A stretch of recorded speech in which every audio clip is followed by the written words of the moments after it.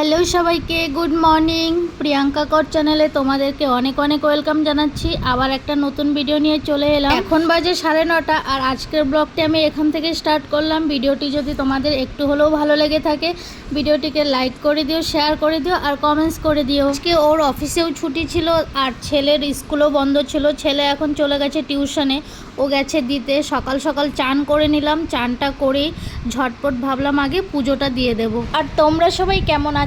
আশা করছি তোমরা সবাই অনেক ভালো আছো আর আমরাও অনেক ভালো আছি। জানি গরমে কেউই ভালো নেই। চানটা করে একটু মাথাটা আঁচড়ে নিলাম। এমনিতে আমি ঘরে বেশিরভাগই পাগলের মতো থাকি, মাথা আঁচড়ানো আমার একদমই হয় না। তারপর দেখো চলে এলাম একটু পুজো দিতে।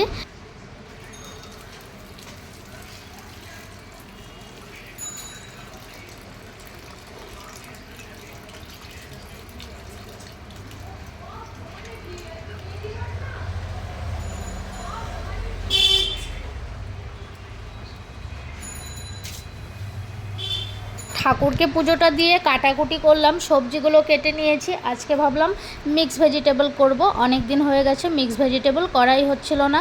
ঘরের সবজিটা ওরা বাবা ছেলে একদমই পছন্দ করে না, আমিই খাই। সবজিগুলো সব কেটে নিয়ে ফোড়নে সামান্য 5 ফোড়ন দিয়েছিলাম আর শুকনো লঙ্কা দিয়েছি, ব্যাস এতটুকুই। এগুলো দিয়েই তরকারিটা রান্না করে নেব। আর একটু দিয়েছিলাম জিরের গুঁড়ো, এর থেকে বেশি আর কিছুই দেইনি। এই তরকারিটার মধ্যে কাঁচা লঙ্কা দিয়েছিলাম। মিক্স ভেজিটেবল আমি সবসময় এরকমভাবেই বানাই, আমি আদাও দেই না। আর আজকে ছিল ছুটির দিন, তাই ভাবলাম ওকে একটু কাজে লাগিয়ে দেই। আমি রান্না বান্না করছিলাম, ওকে এদিকে দিয়েছিলাম বাসনগুলো মেজে দেওয়ার জন্য। সকালের সব জলখাবারের বাসন, চায়ের বাসন সব পড়েছিল, তাই ওকে বললাম ঘরে যখন বসে আছো কাজগুলো একটু করেই দাও। বক বক করতে করতে কিন্তু দেখো মিক্স ভেজিটেবলটা হয়েও গেল। এখন আমি নামিয়ে নেব। তরকারিটা যখন খেয়েছিলাম, অনেক দিন বাদে মিক্স ভেজিটেবল করেছি, খুব সুন্দর হয়েছিল খেতে। ও বলছিল ভালো হয়েছিল। আর আমার ছেলে কিন্তু সবজি মোটামুটি এখন খাওয়া শিখেই গেছে। আমি খাই, তাই দেখে দেখে ও কিন্তু অনেকটাই শিখে গেছে। আর এইদিকে আজকে হচ্ছিল ঝগড়াটা কী নিয়ে হচ্ছিল সেটা পরে বলছি। আগে তোমাদেরকে রান্নাঘরের অবস্থাটা দেখাই, কি অবস্থা হয়ে আছে। দেখো এত নোংরা হয়ে আছে, এত নোংরা হয়ে আছে, কিছু বলার নেই। রান্না করার পর কতটা সময় লাগবে এই রান্নাঘর পরিষ্কার করতে, এইসব নিয়ে না আরও অন্য কিছু ব্যাপার নিয়ে ঝগড়া হচ্ছিল। রান্না করব আজকে ডিমের কষা। ডিম কিন্তু সেদ্ধ করেও নিয়েছি, ডিমগুলো আগে থেকেই সেদ্ধ করে রেখেছিলাম। মিক্স ভেজিটেবল করার আগে ডিম সেদ্ধ বসিয়েছিলাম, তারপর ডিমের মধ্যে নুন হলুদ মাখিয়ে রাখলাম। আর ঝগড়া হচ্ছিল আজকে, ওর ছুটি ছিল, একটা দিন ছুটি পেয়েছে, তাই ওকে আমি বাসন মাজতে বলেছি, ঘরের আরও কিছু কিছু কাজ করতে বলেছি, তাই এইসব নিয়ে ঝগড়া হচ্ছিল। আমি নাকি ও বাসায় থাকলে সারাক্ষণ ওকে দিয়ে কাজই করিয়ে যায়। যাই হোক, রান্নাঘরে দুজনে মিলে একটু ঝগড়াও করে নিলাম। ঝগড়া করছিল কিন্তু বাসনও মেজে দিয়েছে, ঝগড়া করতে করতেই বাসন মাজছিল। আমি আবার এইদিকে ঝগড়া করতে করতে রান্নাও করে নিয়েছি। ডিমগুলো দেখো সব ভেজেও নিলাম। আর আজকে আলু কেটেছিলাম ডিমের জন্য প্রথমে, তারপর আলুটা আবার মিক্স ভেজিটেবলে দিয়ে দিলাম। আলুটা ছাড়া আমাদের ঘরে একদমই চলে না, বাবা ছেলে দুজনেই আলু খেতে খুবই ভালোবাসে। সবসময়ই আমি বলি।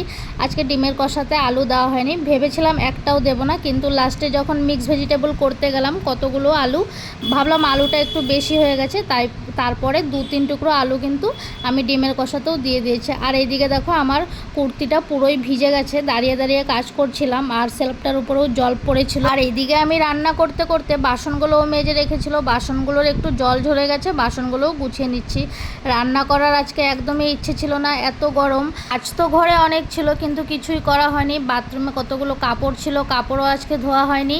শুধু রান্না বান্না নিয়েই ব্যস্ত ছিলাম। এমন কিছু রান্না করা হয়ও নি, শুধু ডিমের কষা করেছিলাম আর মিক্স ভেজিটেবল।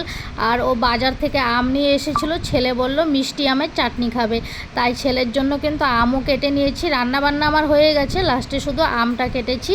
শুকনো লঙ্কা ফোড়ন দিয়ে, সর্ষে ফোড়ন দিয়ে করব আমের চাটনি।